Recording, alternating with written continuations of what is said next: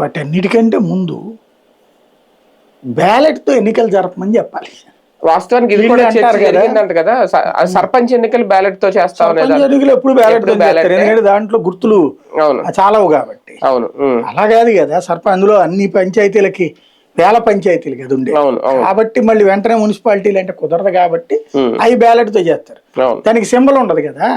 అవును అవును, సింబల్ తో ఉండేటటువంటి నువ్వు ఆ సర్పంచ్ ఎన్నికల్ని బ్యాలెట్లతో అవసరమైతే ఈవీఎంలు పెట్టుకోండి, పెట్టుకుని దాని బదులు ఇది పెట్టండి. సర్పంచులకైతే ఒక్కొక్క ఈవీఎం చేయాలి, ఎక్కువ మంది 5-10 మందికి మించి మున్సిపాలిటీలు వీటిలోనే ఎక్కువ పోటీ పడతారు. కాబట్టి వీటికి నిజంగా తెలివి ఉంటే కనుక బ్యాలెట్లు వేయచ్చు. కాకపోతే చేస్తారా వీళ్ళు? ఇదివరకు తెలుగుదేశం వాళ్ళే బ్యాలెట్ తో జరగాలి, ఈవీఎంకి వ్యతిరేకం అన్నారు, ఇది 2018-19. అట్లాగే ఇప్పుడు వైఎస్ఆర్ కాంగ్రెస్ పార్టీ వాళ్ళు ఓడిపోయాక ఈవీఎంల వల్ల ఓడిపోయామంటున్నారు కదా. ఇద్దరి అభిప్రాయం ఏంటో తేల్చుకోవచ్చు, ఎవరేంటో. బ్యాలెట్ పేపర్ పెట్టమని చెప్పండి, దమ్ము ధైర్యం ఉంటే. ఇంకా ఆ ముక్క చెప్పాల, అది ఎన్నికల సంఘం డిసైడ్ చేయాలి. ఎన్నికల సంఘానికి రాష్ట్ర ప్రభుత్వం చెప్పాలి, మేము ఈవీఎంలతో రెడీ, లేకపోతే మేము బ్యాలెట్లతో రెడీ అని.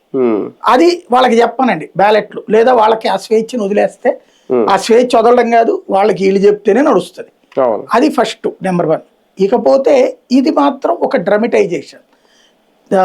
ఎన్నికలు దీనివల్ల వాయిదా పడచ్చు, ఆ వాయిదాకి ఈ కారణాన్ని చూపెట్టచ్చు వీళ్ళు. ఎందుకంటే ఇప్పుడు జగన్ కూడా 34% ఇచ్చాడు ఇదివరకు, అందుకే వీళ్ళు 34% ఇచ్చింది. జగన్ కిందటిసారి 2020, 19-20 ఎలక్షన్స్ బిగినైనప్పుడు 34% రిజర్వేషన్లు జీవో ఇచ్చాడు. ఆ జీవో ఆధారంగా ఎన్నికలను కూడా చెప్పాడు, స్థానిక ఎన్నికలని. ఎన్నికల సంఘానికి కూడా అది పంపించాడు. దాని మీదన ఒక అతను సవాల్